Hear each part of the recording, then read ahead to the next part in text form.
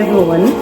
I am Dr. Blessing Joseph, and with me is Dr. Nkiru Kawachukwu. We are here to talk to you about landlord and tenants.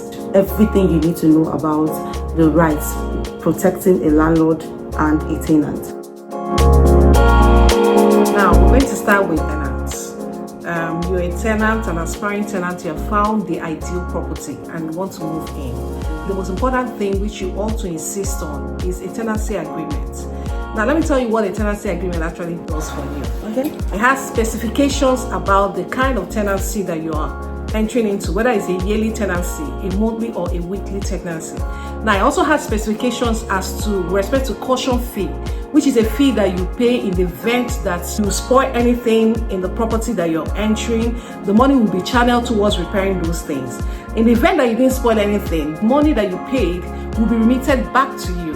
Now, it also has specifications as it pertains to the time your rent is due, and the 6 months notice which you are entitled to, notice to quit, and the 7 days notice of owner's intention to take possession, which comes into place at the ending of your tenancy with the landlord. It also has specifications as to the address and other important details that you as a tenant ought to have idea of. Now, the reason why we're always insisting on this tenancy agreement is that most often than not, you see certain things pop up and you're wondering, where is this coming from? Tenancy agreement specifies issues that pertains to conditions that you are required to take in terms of how you're staying in that property. My colleague here has talked about the rights pertaining to tenants. The landlords are not left out. The landlords also have their own rights. Of course. So I love you guys to know that the landlords have their own rights. Of course. Okay. A landlord can also decide to waive his right of issuing the tenant notice to quit. The same way they have the right to issue you a notice to quit, same way they have the right to also not to issue you a notice to quit. Okay. And this can come into play for an instance whereby such term has been inculcated in the tenancy agreement. Yes. If it is in the agreement between the both parties that such notice will be waived off from ab initio, that's from the beginning of executing the agreement, you don't need to start notifying the tenant anymore where you have 6 months notice to quit. No, it's no longer necessary. Such will be waived. Yes. So what do you say about that, Sister? You know, in the past, we've had like some tenants that relied so much on the fact that certain notices were not given to them.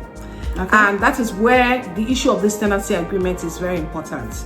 And the court have found out that so many people, so many tenants seek to be more mischievous, especially as it pertains to the ending of their tenancy, and then they start relying on the fact that they were not giving these notices. Thank God you made mention of that, because tenants, they can be very worrisome. That is the truth. I always want to claim, I haven't been issued a notice to quit, so I will not pack out, so I will not go anywhere. But I'm telling you now, you don't need to be notified for you to evict, or for you to be evicted, or for you to leave a property that belongs to a landlord. But it's only proper that you should be told, shouldn't you? No. When getting into a contract, it's important that I should be told. As soon as you're making your payments or signing the agreement, you are now a tenant. I am now your landlord. From the beginning, you have been notified that, okay, at the expiration of your rent, your tenancy automatically becomes terminated. You no longer need to be issued the 7 days notice to quit. What will be issued next will be the 7 days notice of owner's intention to recover premises. That is what you're entitled to. Another right of the landlord is the right of renewal of rent. The usual way is after your 1 year tenancy, then you need to start sitting down, making up another agreement again. No. What can be done now is to put that clause in the agreement. Okay. So once you see that clause in your agreement, your tenancy automatically gets renewed. So it's always tagged as option to renew clause. Yeah. So the landlord has the right to also renew your tenancy. The property belongs to him. You're only an occupant. So can I mention another right of the landlord? Okay. The landlord also has the right to walk into the property that belongs to him, despite the fact that the tenant is in occupation of the property. the landlord has the right to walk into the property at any reasonable time to investigate, to carry out survey on the property, to make sure the property is in good condition. All these things I'm saying right now has to be stipulated in the agreement. But that's, sorry to cut you in. You see, this right of the landlord encroaches on the right of the tenant to a peaceful enjoyment and possession of the property. And that is where I say, upon payment, you have exclusive right. Does that make you the landlord of the house? Exclusive right of possession. Does that make you the landlord of the house? You see, it all boils down to the fact that your right actually ends where my right begins. So it's a mutual thing. You need to respect each other. So if I take possession of the property and I've paid you everything, naturally I should take possession. I have absolute exclusive possession. Landlord cannot just come in the middle of the night and knock at my door and say, I want to repair something. That was why I stated it has to be reasonable hours. That must have been agreed between the both parties. Now you have spoken. The both parties have to agree. Okay, the landlord has the right, has access to his property every last Saturday of the month or every first Thursday of the month. It has to be agreed upon between the both parties. Agreed. That's the word. Agreed. Specification. Yes. Agreed. All this has to be agreed upon. Okay. So the landlord has right to also review rents. So all those persons complaining, oh, my landlord increased my rent last year, now he's increasing my rent again this year. The landlord owns the property.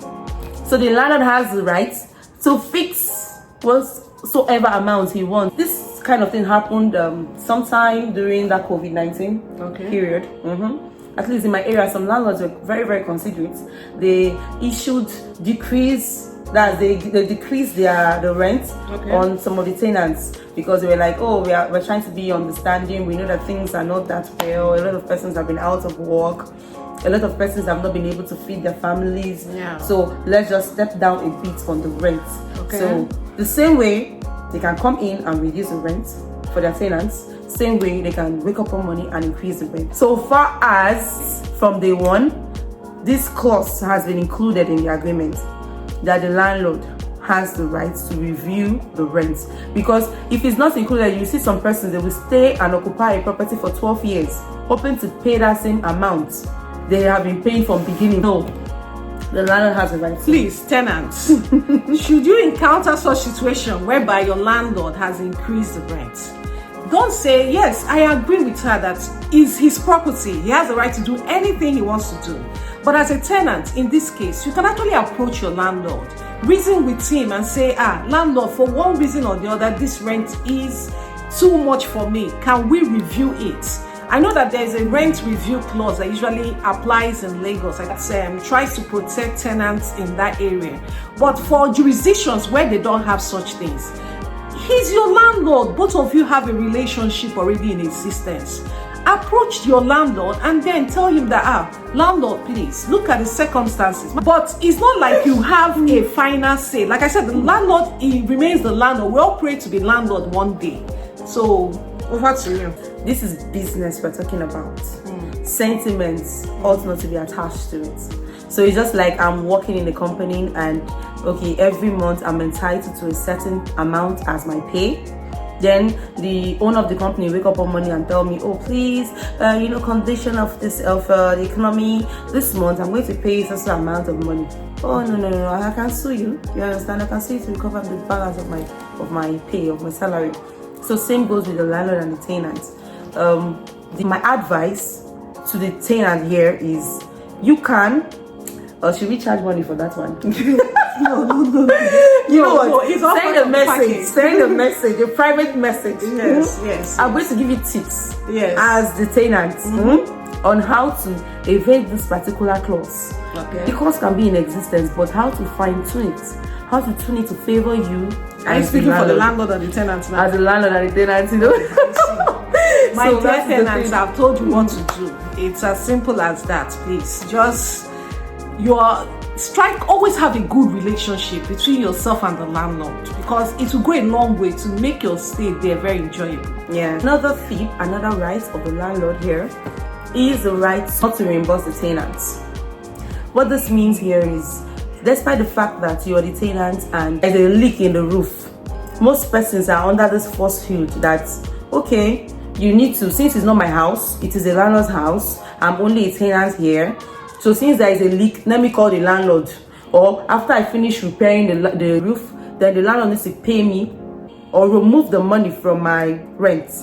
No, it's not done that way. The landlord has the right not to issue any reimbursement for such funds or such money. It's not compulsory for the landlord to do so. So what do you think? You saw me laughing, right? Now, let me tell you something. In certain instances, that's what I always warn my tenants. I'm like, when you move into a house, the house is all to be under tenantable condition. But you see certain cases whereby you and the landlord have a private arrangement whereby, oh, I don't have the money to put this house in a tenantable condition, but you're willing to move in. Now, you see certain times the landlord will say, make the repairs that are necessary to put it in that condition. As a tenant, insist that there should be an agreement between you and the landlord whereby you stipulate that for the tenantable condition that you put the house in, all the amount that you spent for it will be removed from the subsequent rent that is coming. So when you say, oh yes, the landlord has the right not to reimburse you, but if there's an agreement to that effect that says that you as a landlord is going to reimburse him for putting the house in a tenantable condition, then dear landlord, you are not escaping that one. You're going to pay. Okay, you will now pay. let me add to this. As a landlord here, if you're having new tenants, the best solution in order not to bring up prices in the future is to stipulate the kind of repairs that the tenants can carry out. Who bears the responsibility of such repairs? That's just the best way to do it. But outside such term or such clause in the tenancy agreement, it is the right of the landlord not to reimburse. It is the right of the landlord not to pay the tenant for whatsoever amount he has spent or she has spent on the property belonging to the landlord. Yeah, there are things called wears and tears that arises from maybe like long usage of the property that you're in possession of. Now, in such cases, like things like your windows and stuff like that, it's wrong to go back to the landlord and say, I repaired the window, so you have to reimburse me. No, you don't do that. Like I said, the previous case I painted is quite different from this wears and tears that come with long usage of the property, you know. However, I just want to say something, and is that your rights ends where, as a landlord, ends where the tenant's rights begin. And I always give advice. You know, some people say you're always supporting the tenants, but that's not the truth. I always tell the tenants, if you are faithful in that, which is another man's own, God will definitely give you your own. So try as much as possible to also try to place yourself in the position of the landlord, and landlord always try to place yourself in the position of the tenant.